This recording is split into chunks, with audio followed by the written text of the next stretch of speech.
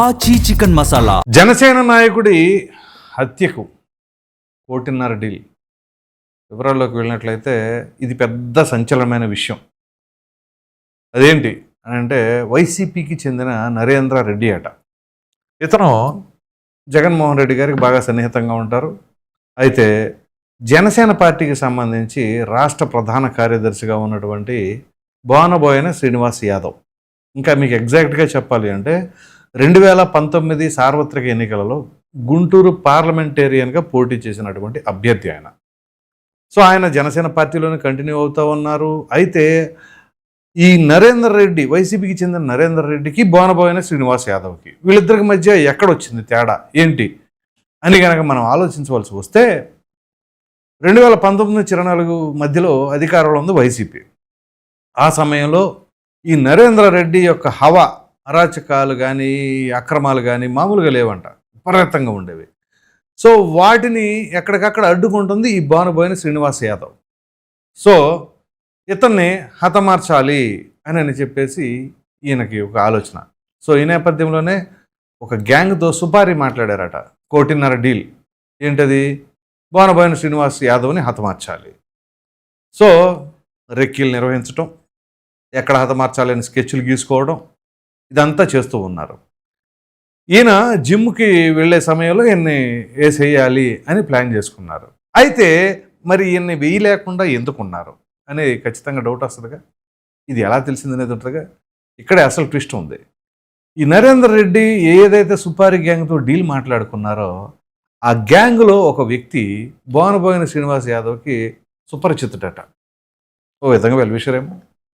So ఎప్పుడైతే ఈ హత్యకి plan గీసుకున్నారో అతను రివీల్ చేశాడు, ఈ బోనబోయిన శ్రీనివాస్ యాదవ్. రివీల్ చేసిన తర్వాత ఈయన అప్రమత్తమయ్యారు. అప్రమత్తమై దీనిపైన కేసు రిజిస్టర్ చేయడం కూడా జరిగింది. సో పలు దఫాలుగా ఈయన పైన హత్యకు వాళ్ళు కుట్రకి ప్లాన్ చేసుకోవటం, అలాగే ఈయన చేసే అక్రమాలనేమో బోనబోయిన శ్రీనివాస్ యాదవ్ ఏమో అడ్డుకోవటం.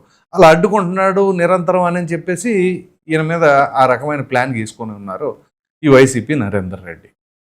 ఇది ఇలా ఉంటే ఇందులో మరొక ట్విస్ట్ ఉంది. ఇక ఏకంగా మొన్న ఎన్నికల సమయంలో డైరెక్ట్గా పెమ్మసాని చంద్రశేఖర్ పైనే అటాకింగ్ కూడా దిగారట.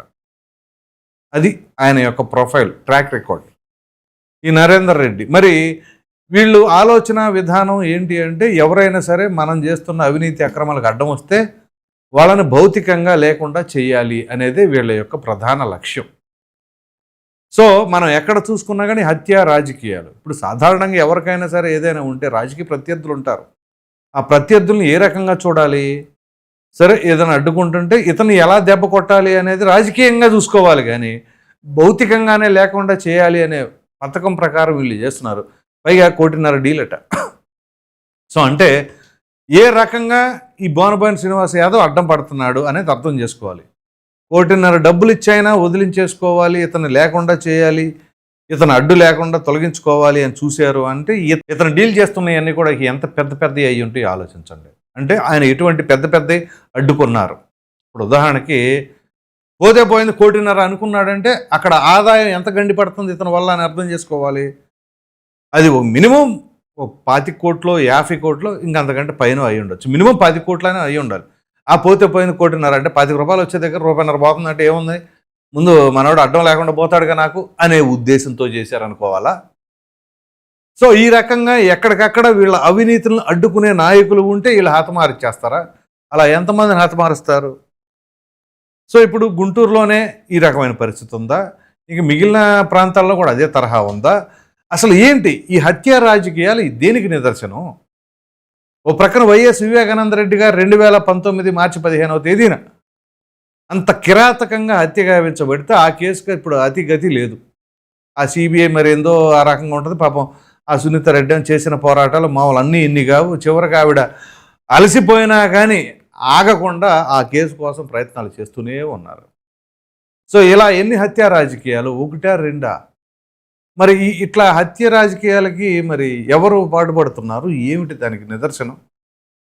ఓ ప్రక్కన ఒక ఎమ్మెల్సీగా ఉన్నటువంటి ఆయన చూస్తే డ్రైవర్ని, మరో ప్రక్కన ఇక్కడ తోట చంద్రయ్య అనే వ్యక్తిని అతని పీక పిసుకు కోసేయటం, మరి లక్కీగా ఈ బుద్ధ వెంకన్న, బోండాబొమ్మ వాళ్ళు ఏవివి స్థానిక సంస్థల ఎన్నికల సమయంలో వాళ్ళు తప్పించుకున్నారు. ఈ స్థానిక సంస్థల ఎన్నికల సమయంలో కూడా వాళ్ళ యొక్క అరాచకాలని అడ్డుకున్నది ఈ బోనబోయిన శ్రీనివాస్ యాదవేనట.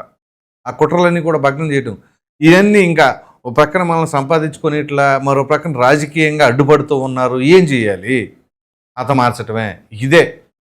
సో ఇక్కడ మీరు కనుక చూసినట్లయితే గత 2-3 నెలలుగా ముఖ్యమంత్రి చంద్రబాబు గారు పదే పదే కొడల పార్టీ అంటూ ఉన్నారు. సరే వాళ్ళు రాజకీయ పరంగా వాళ్ళు అంటూ ఉంటారేమో అని అనుకున్నాం, కానీ వాళ్ళ సామాన్యులు సైతం ఆ పేరు కరెక్టేనేమో అనే ఆలోచనలో కూడా ఉంటున్నారు. ఎందుకంటే వీళ్ళు మాకు అడ్డం తిరిగారా మేము వేసేయటమే, మాకు అడ్డుపడ్డారా మా దందాలకు అడ్డుకున్నారా వేసేయటమే. అదే రాజకీయమా? అంటే రాజకీయాలు అంటే ఇంత దిగజారిపోయినాయక. అసలు ఆ పార్టీ లేదు ఈ పార్టీ లేదు, మనల్ని అడ్డుకున్న ఎవరైనా సరే ఇది చేయటమే. లేకపోతే సొంత వాళ్ళని కూడా సొంత పార్టీ అని కూడా చూడరు కదా. ఇప్పుడు అంతెందుకు, ఆ చెన్నారెడ్డి హత్య మొన్న ఈ మధ్య జరిగింది. దానికి సంబంధించిన భాస్కర్ రెడ్డి వాళ్ళ ఫాదరు, వాళ్ళ తాతగారు, మరి ఆయన డైరెక్ట్గా అన్న వేసేసింది మనవాళ్ళే అని చెప్పేసి ఆయన ఫోన్ సంభాషణలో మాట్లాడారు. అది ఓపెన్గా అందరికీ రికార్డ్ అయ్యి అన్ని ఛానల్స్లో దాదాపుగా వచ్చింది. సో అంటే ఇక హత్య రాజకీయాలు ఇంతేనా?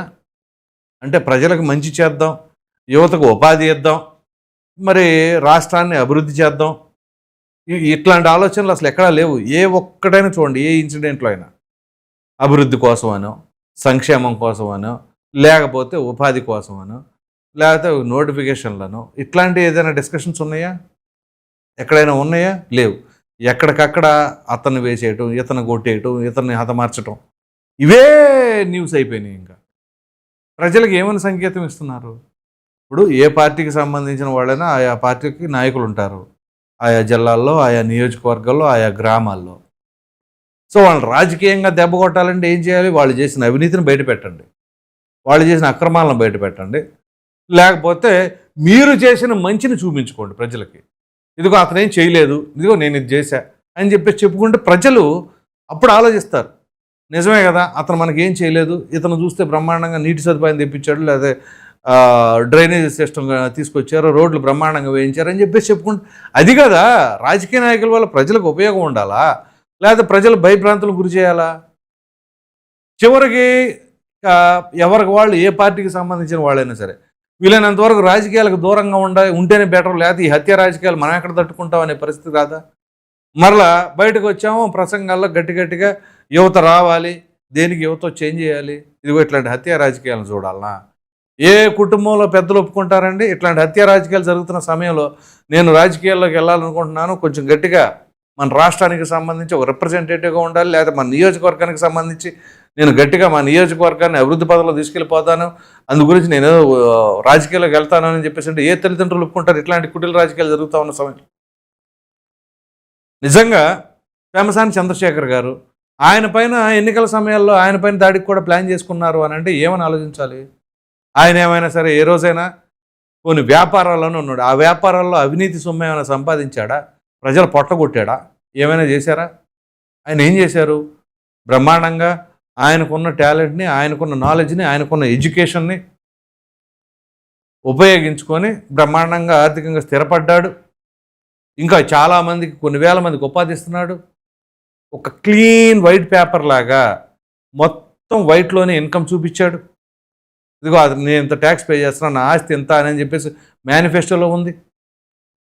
మరి అటువంటి ఆయన పైన కూడా దాడికి వెళ్ళే ప్రయత్నాలనో, లేకపోతే ఆయన ఇంకేదో చేయాలి అనో, ఓ పక్కన బోనబోయిన శ్రీనివాస్ యాదవ్ అనేది హతమార్చడానికే 1.5 కోటి డీల్ అంటే అసలు ఏంటి రాజకీయాలు?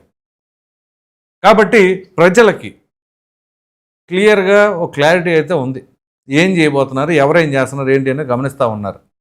సో ఈ నేపథ్యంలో ఇట్లాంటి రాజకీయాలు మాత్రం వీలైనంత వరకు ఎవరైనా మంచి చేయతాం, సరే మంచి చేయకపోయినా పర్లేదు, కానీ చెడు చేయకూడదు. చెడు చేయకుండా ఉంటే చాలు. ఉదాహరణకి ఒరిస్సా మాజీ సీఎం నవీన్ పట్నాయక్, ఆయనకి ఎటువంటి ఆశలు ఉండేవి కాదు, స్వార్థపరుడైన కాదు, కానీ ఆ రాష్ట్రం ఎంతవరకు అభివృద్ధి చెందింది అంటే అభివృద్ధి అంతంత మాత్రమే, కానీ ఈయన అపకారి మాత్రం కాల.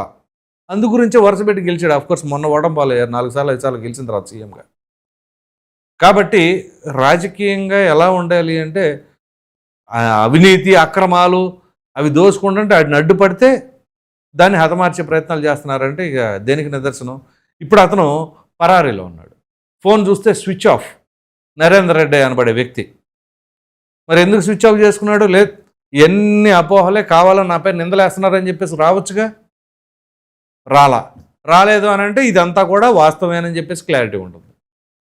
సో రాజకీయాల్లో ఇలాంటి వాళ్ళు ఉన్నారు అని అంటే మరి ఇక ఆ పార్టీ నాయకుడు ఎందుకు వాళ్ళని ఉపేక్షిస్తున్నారు, లేకపోతే అలాంటి వాళ్ళని ప్రోత్సహిస్తున్నారా, మీరేమనుకుంటున్నారో అనే అభిప్రాయాన్ని కామెంట్లో తప్పకుండా తెలియజేయండి. Thank you.